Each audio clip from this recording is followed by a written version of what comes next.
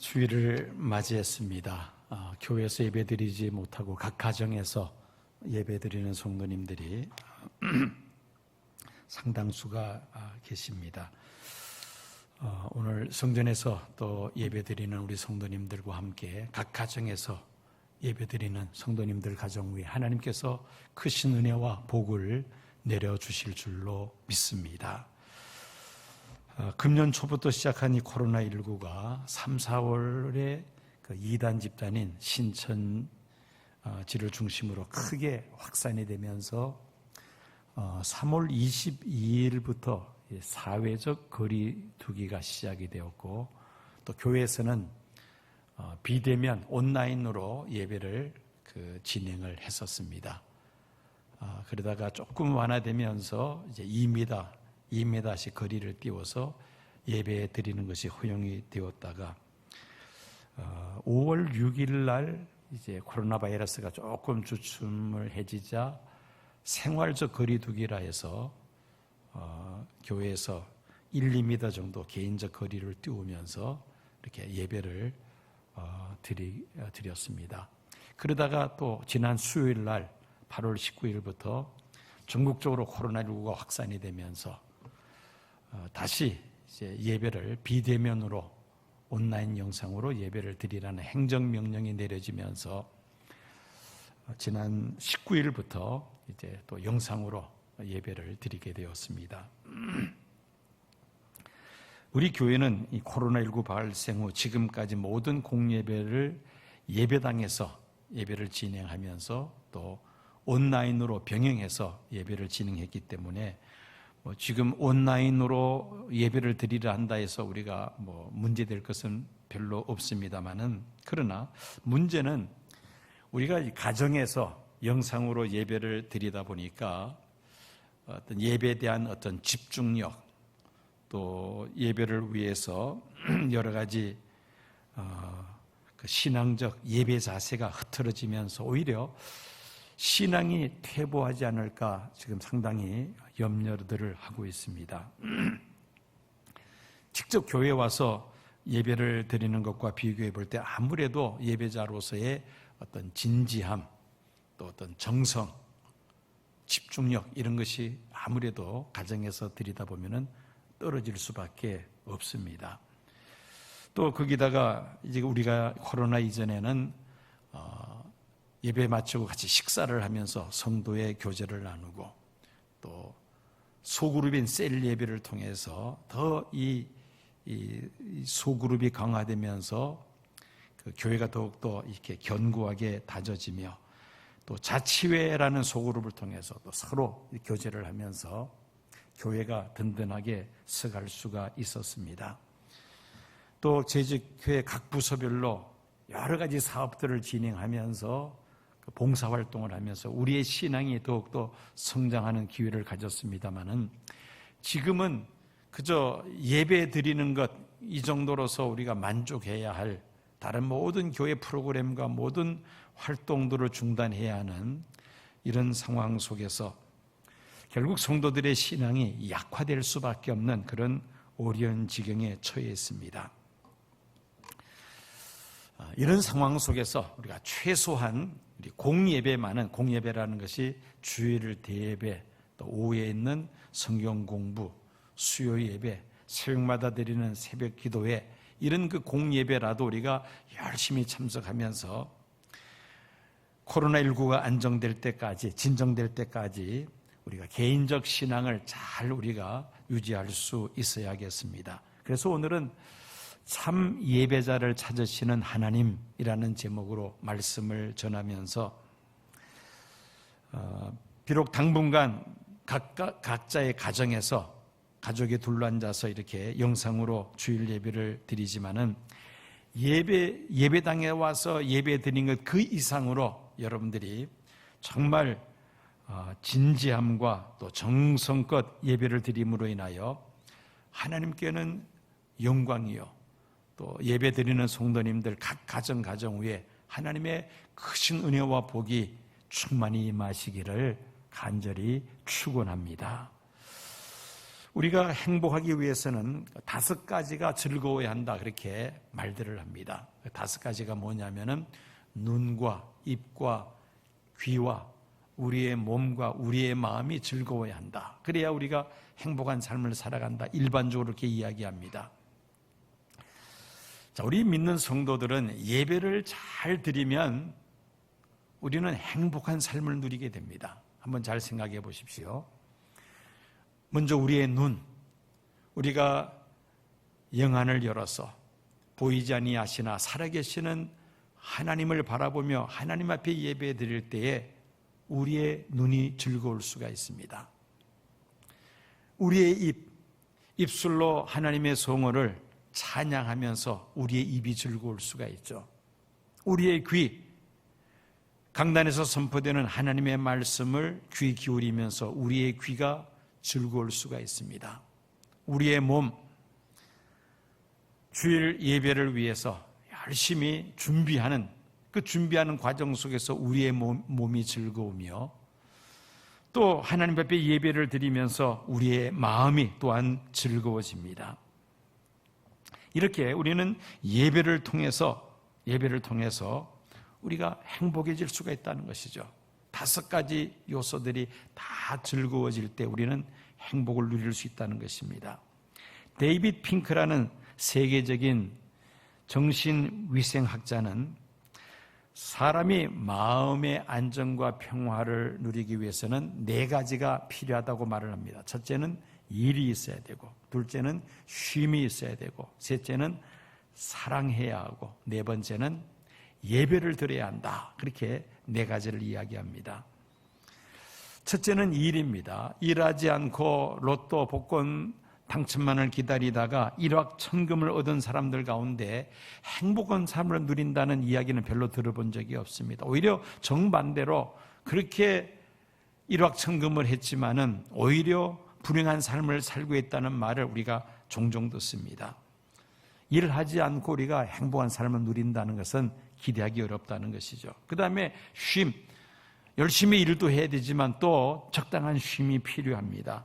쉴 줄 아는 사람이 정서적으로도 건강하다고 말을 합니다. 그리고 셋째는 사랑하는 사람들과 어울려 살아야 우리의 마음에 안정을 얻게 되죠. 그리고 4번째가 예배입니다. 우리가 하나님 앞에 예배 드릴 때에 우리의 마음에 진정한 평안과 위로와 안정을 얻을 수 있는 것입니다. 자, 이렇게 예배 드리는 자가 행복한 삶을 누릴 수 있다. 누구도 이것을 부인할 수는 없을 것입니다. 자, 예배는 과연 무엇인가? 예배를 히브리어로 아바드라고 합니다. 아바드라는 말은 굴복하다, 엎드리다 하는 뜻을 가지고 있습니다. 이 예배를 헬라어로는 프로스퀴니오라고 합니다. 프로스는 앞으로는 말이고 퀴니오라는 말은 가까이 다가가다는 뜻입니다. 2가지 단어가 합성됐죠. 즉 예배라는 프로스 아퀴오라는 말은 앞으로 가까이 다가가다. 누구에게 가까이 다가가는 것이 예배입니까? 하나님께 가까이 다가가는 것이 예배라는 말입니다. 영어로는 예배를 worship service라고 이렇게 표현합니다. worship이라는 단어도 합성어입니다. worth, 가치라는 단어와 ship, 배라는 단어가 합성된 것이죠.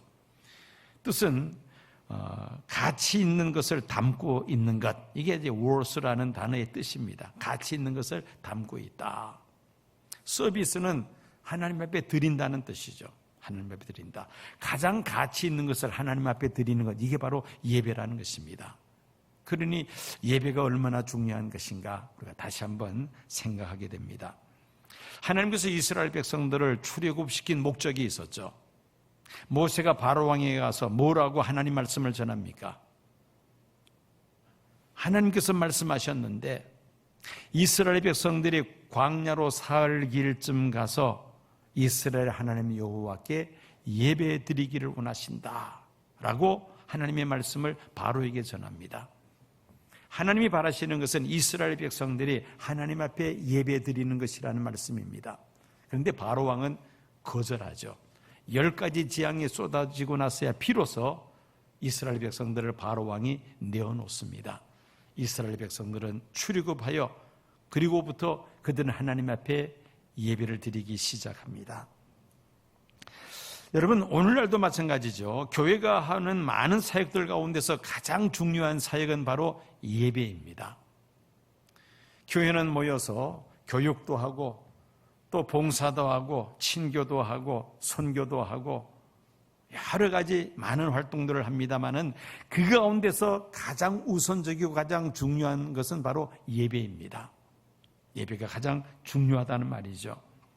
예배가 하나님께서 기뻐하시는 예배이며 성도들이 살아계신 하나님을 경험하는 그런 은혜로운 예배가 되면은 교회에서 행하는 모든 사역들이 활발하게 잘 진행이 됩니다. 그런데 예배가 은혜롭지 못하면 하나님과의 관계가 바르게 설정되지 아니하니까 거기서부터 많은 문제들이 파생이 됩니다. 교회가 덜거덕 여러 가지 시끄러운 소리들이 나기 마련인 것입니다. 교회에서 치리할 때 가장 엄한 벌을 내리는 죄목이 무엇이냐?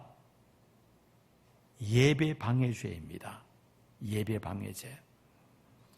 어떤 이유에서라도 하나님 앞에 드리는 예배를 방해해서는 안 된다는 그런 의미에서 우리 교회법에 가장 엄하게 다루는 벌이 바로 예배를 방해하는 죄라는 것입니다.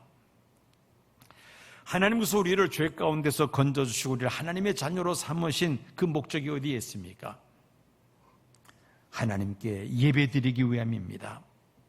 만약에 주일날 교회에 나오기는 나왔는데 예배드리지 않고 계속 돌아다니면서 딴 일만 한다면은 문제가 있는 사람이죠. 가장 중요한 것을 놓치고 있는 사람입니다.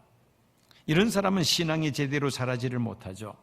하나님과의 관계가 확고해야 그 다음에 모든 하는 일들이 형통할 수가 있는데 이 가장 중요한 일을 놓쳐버리면은 다른 것들은 우리가 기대할 수가 없다는 것입니다. 토저라는 분은 이렇게 말을 합니다. 하나님께서 사람을 부르셔서 먼저 예배자로 세우시고 그 후에 봉사자로 세우신다. 참 우리가 마음에 깊이 새겨야 될 이야기입니다. 하나님은 사람을 부르셔서 먼저 예배자로 세우시고 그 다음에 봉사자로 세우신다. 먼저 예배자가 되어야 한다는 것입니다. 그리고 그 다음에 우리가 여러 가지 교회를 위하여 하나님의 선한 일을 위하여 봉사할 수 있다는 것이죠. 예배자가 되지 못하면서 봉사자가 되겠다고 하는 사람, 무언가 잘못된 것이죠. 우선순위가 뒤바뀐 것입니다. 마치 뿌리 없는 나무와 같죠. 금방 쓰러지고 넘어질 수밖에 없습니다. 예배는 하나님께 머리 숙여 가까이 나가는 것으로 하나님과의 관계에서 가장 가치 있는 것을 담고 있습니다. 그러므로 우리는 예배를 가장 중요하게 생각해야만 합니다. 오늘 본문 말씀인 요한복음 4장은 예수님께서 예루살렘을 떠나서 저 북쪽 갈릴리로 가실 때에 사마리아에서 일어난 그러한 사건을 소개하고 있습니다. 유대인들은 남 예루살렘에서 저 북쪽 갈릴리로 갈 때에 그 지름길이 사마리아를 거쳐가는 것인데 절대 사마리아를 거치지 않고 돌아서 우회해서 그리고 북쪽으로 갑니다. 이유가 있습니다. 과거에 아수르 제국이 북이스라엘을 멸망시킬 때에 그때 이 아수르가 어떤 식민 정책을 펴느냐면 혼혈 정책을 펴니다.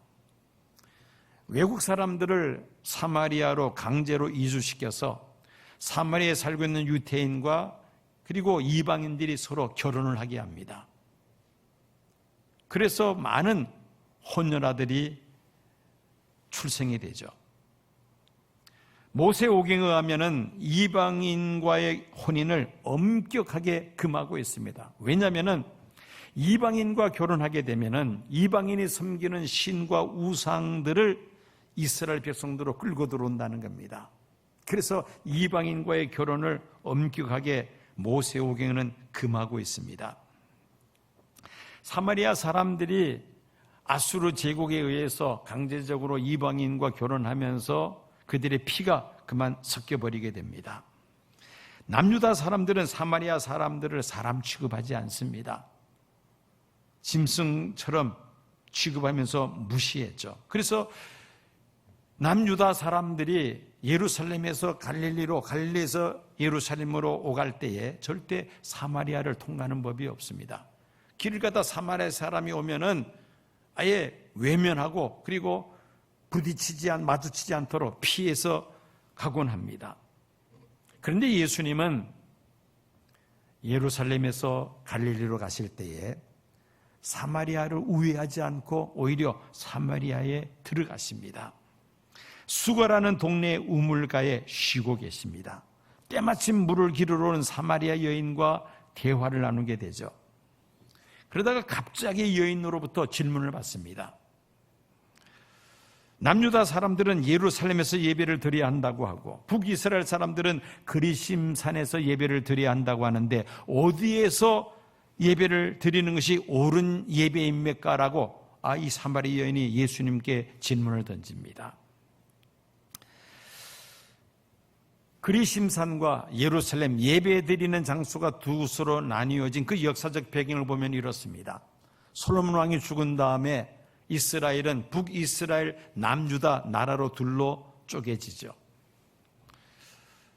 남유다 사람들은 문제가 없습니다. 예루살렘에서 계속 예배를 드리면 되니까. 문제는 북이스라엘 사람들입니다. 북이스라엘 사람들이 남예루살렘으로 와서 예배 드리는 것을 북이스라엘 왕들이 언짢게 생각을 하죠. 그래서 그리심산에다가 제단을 만들고 북이스라엘 사람들은 거기서 예배를 드리라고 북이스라엘 왕들이 명령을 합니다. 그래서 북이스라엘 사람들은 그리심산에서 예배를 드렸고 남유다 사람들은 예루살렘에서 예배를 드렸던 것이죠. 예수님께서 어디서 드리는 예배가 참 예배인가는 그 여인의 질문을 받고 이렇게 대답을 하십니다. 요한복음 4장 21절입니다. 예수께서 이르시되 여자여 내 말을 믿으라. 이 산에서도 말고 예루살렘에서도 말고 너희가 아버지께 예배할 때가 이르리라. 그리심산도 아니고 시온산에 있는 예루살렘도 아니고 다른 형태의 새로운 예배가 있을 것을 예수님께서 말씀하신 것입니다. 그러면서 23절로 넘어가면은 아버지께 참되게 예배하는 자들은 영과 진리로 예배할 때가 오나니 곧 이때라. 아버지께서는 자기에게 이렇게 예배하는 자들을 찾으시느니라.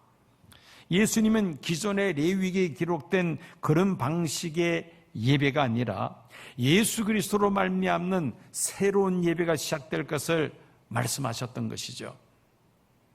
새로운 형태의 예배란 어떤 예배입니까? 영과 진리로 드리는 예배라고 예수님께서 말씀하셨습니다. 하나님은 영이시기에 영이신 하나님 앞에 예배 드릴 때 우리는 영으로 예배를 드려야만 합니다.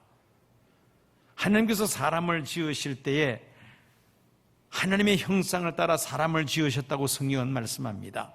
흙으로 사람을 빚으시고 생기를 불어넣으심에 생명이 사람이 되었는데 하나님의 형상을 따라 지음받게 됩니다. 영이신 하나님께서 사람을 지으실 때에 사람에게 영을 불어넣어 주십니다. 흙으로 사람을 빚으시고 생기를 불어넣으셨다. 성령을, 하나님의 영을 불어넣으셨다는 겁니다. 그래서 사람은 다른 피조물과는 달리 영적인 존재이죠. 영이 있습니다. 아무리 지능지수가 높은 침팬지라도 종교 행위를 할 수가 없습니다. 인류 역사 이래로 군집을 이루어 집단 생활하는 짐승들 가운데 종교 행위를 하고 있다는 이런 이야기는 우리가 지금껏 들은 적이 없습니다. 그렇지만은 아무리 세상 문명과 동떨어진 오지에 살고 있는 원시 부족이라 할지라도 사람들이 모여서 집단을 이룬 곳에는 반드시 무당이 있고 그 무당을 통한 종교 행위가 반드시 있습니다. 이것이 고등 종교냐 하등 종교냐의 차이가 있을 따름이지 사람이 사는 곳에는 반드시 종교 행위가 있다는 것입니다. 파스칼은 사람은 누구나 다 신을 찾고 있다는 그런 말을 합니다. 즉 사람에게는 종교성이 있다는 말이죠. 영으로 드리는 예배는 습관적이고 형식적인 예배가 아니라 예배의 모든 순수의 예배를 받으시는 거룩하신 하나님께 우리의 마음과 뜻과 정성을 모두 예배를 드리는 것입니다.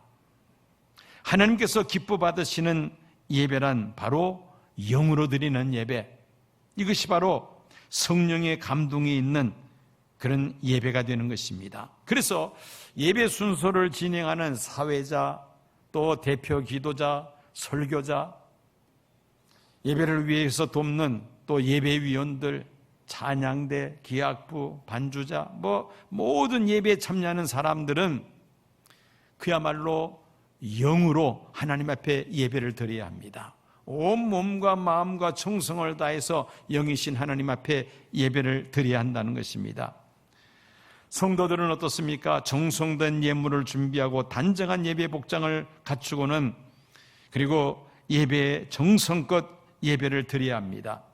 비록 가정에서 지금처럼 영상으로 예배를 드린다 할지라도 여러분들 몸과 마음가짐을 단정하게 해야만 합니다.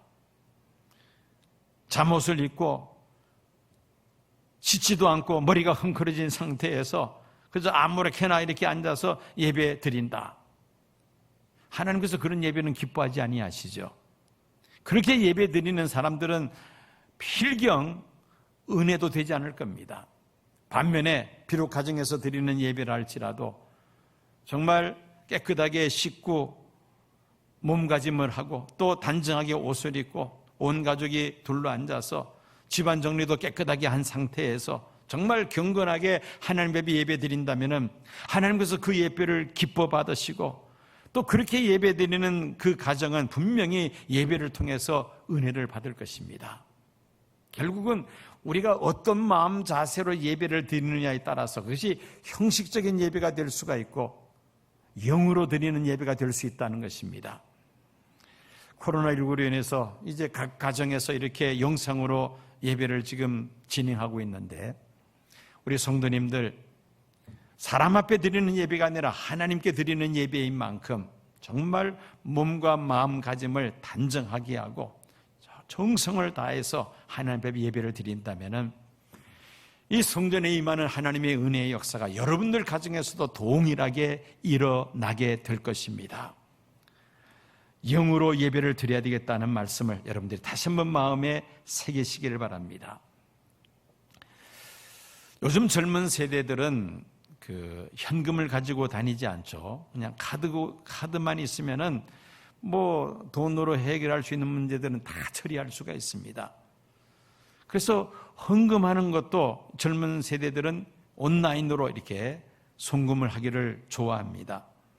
그러나 우리의 윗세대 신앙의 선배들은 그러하지 않았죠. 어떻게 했습니까? 복장만 단정하게 하는 것이 아니라 헌금도 구겨진 돈은 다리미로 데리고 가급적 새 돈으로 그렇게 정말 정성을 다해서 하나님 앞에 예물을 드렸습니다.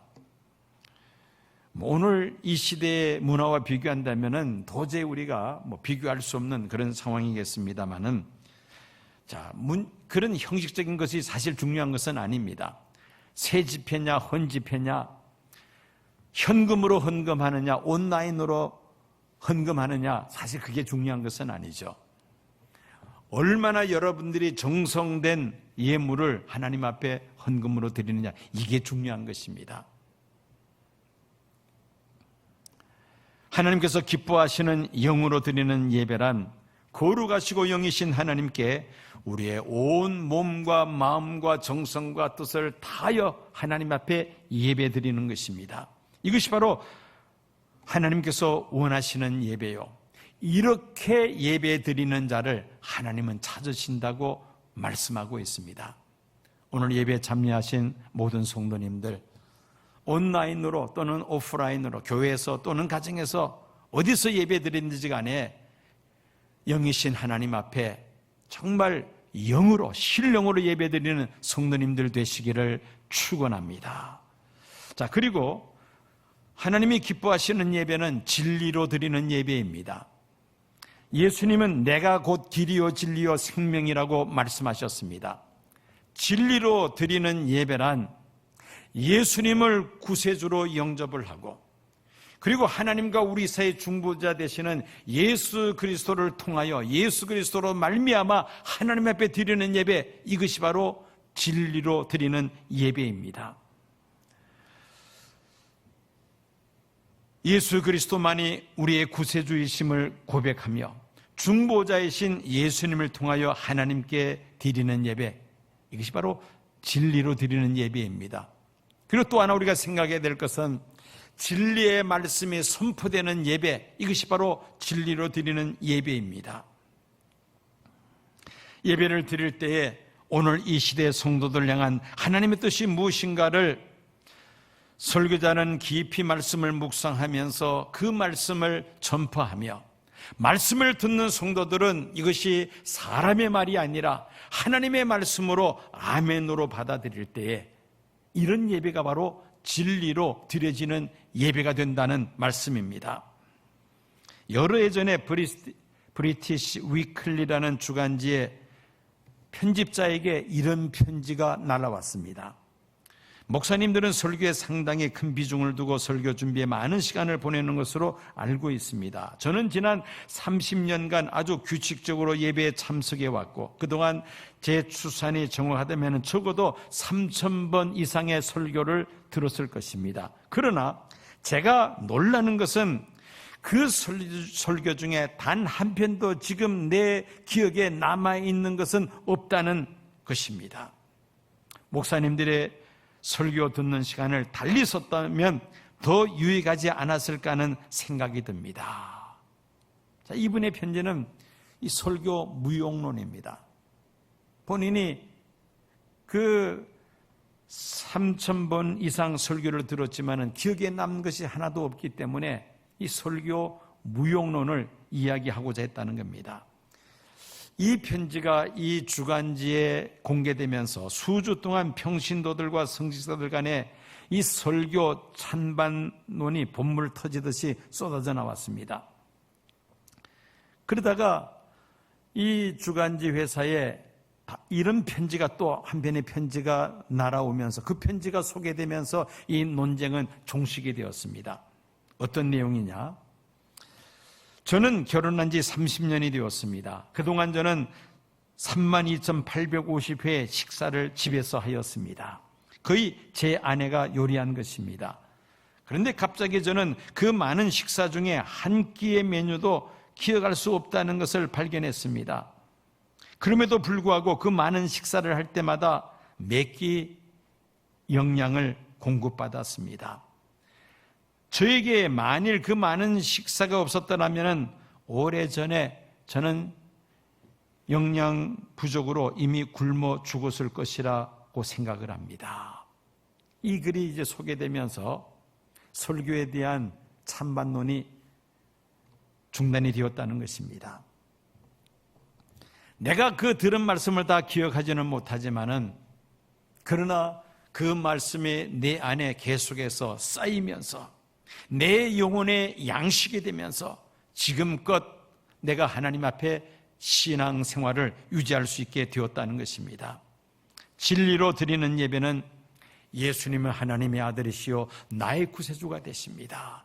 그 신앙 고백과 함께 우리의 중보자 되시는 예수 그리스도로 말미암아 하나님 앞에 드리는 예배, 그러면서 강단에서 선포되는 하나님의 진리의 말씀을 아멘으로 받아들이는 예배, 이런 예배가 바로 진리로 드려지는 예배인 것입니다. 하나님은 참되게 예배하는 자를 찾으신다고 오늘 말씀하고 있습니다. 성도들이 하나님 앞에 정성을 다하여 영과 진리로 예배를 드리면 하나님께서 영광을 받으시고 또 하나님은 그같이 예배드리는 자들에게 은혜를 베풀어 주십니다. 복을 내려 주신다는 말씀입니다. 구약시대의 예배는 피 흘리는 희생 제물이 있어야만 했습니다. 죄가 없는 소나 양이나 비둘기를 잡아 피를 흘리고 죽게 함으로 하나님께로부터 죄 사함을 받게 되죠. 피 흘린다, 이것을 영어로 블리딩이라고 합니다. 블리딩. 이 피 흘림과 그 다음에 축복, 블레싱이라는 단어 어원이 같습니다. 피 흘림이 있을 때에 축복이 주어진다는 것입니다. 예수님의 보혈의 피가 흐르는 곳에 하나님의 놀라운 복이 하늘로부터 임하게 된다는 그런 의미입니다. 우리는 하나님 앞에 희생이 있는 예배를 드릴 때 하나님께로부터 우리가 블레싱, 복을 받는 줄로 믿습니다. 제2차 세계대전이 한창 진행 중이었을 때 영국 정부는 온 국민이 존경하는 윌리엄 템플 감독에게 전쟁 공포에 떨고 있는 영국 국민들에게 라디오를 통하여 위로의 메시지를 해달라고 요청을 합니다. 역사적으로 중요한 시기에 이 템플 감독은 전 국민들에게 라디오를 통해서 이런 메시지를 시작합니다. 국민 여러분, 지금은 우리가 다른 어떤 때보다도 전능하신 하나님께 예배해야 할 때입니다. 그러면서 이제 메시지를 전합니다. 이 메시지를 들은 영국 국민들이 그 주일날 교회에 나가서 예배를 드리면서 각 교회마다 인산인해를 이루었다고 합니다. 지금은 우리가 다른 어떤 때보다 전능하신 하나님께 예배 드려야 할 때입니다. 나라가 어려운 상황 속에 처해 있을 때에 온 백성들이 하나님 앞에 나아가 예배 드릴 때 놀라운 일이 일어납니다. 전세가 역전이 되어서 독일이 패망하고 영국을 위시한 연합군들이 승전하게 됩니다. 여러분, 오늘날 코로나19가 전 세계에 지금 위세를 떨고 있는 이런 어려운 시대에 우리가 살고 있습니다. 온 국민들이 불안해하며 교회에서 모여서 예배드리지 못하고 각 가정에서 영상으로 예배를 드려야 하는 이런 어려운 시대를 우리가 지금 살아가고 있습니다. 이때야말로 정말 우리가 하나님 앞에 영과 진리로 예배를 드려야 할 줄로 믿습니다. 예배드리는 장소가 예배당이냐 각 가정이냐 이것을 문제시 삼는 것이 아니라 내가 현재 있는 그 처소에서 얼마나 하나님 앞에 마음과 뜻과 정성을 다하여 영과 진리로 예배를 드리느냐, 이것이 중요하다는 말입니다.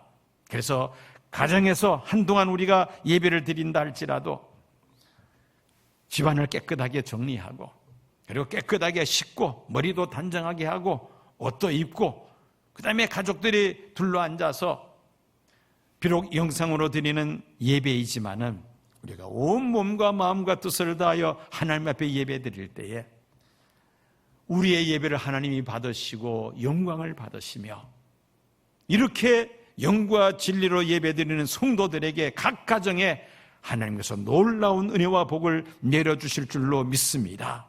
이 어려운 시대에 우리가 영과 진리로 예배를 드림으로 인하여 코로나19의 이 어려운 상황을 넉넉히 헤쳐나갈 수 있는 귀한 성도님들이 다 되시기를 축원합니다.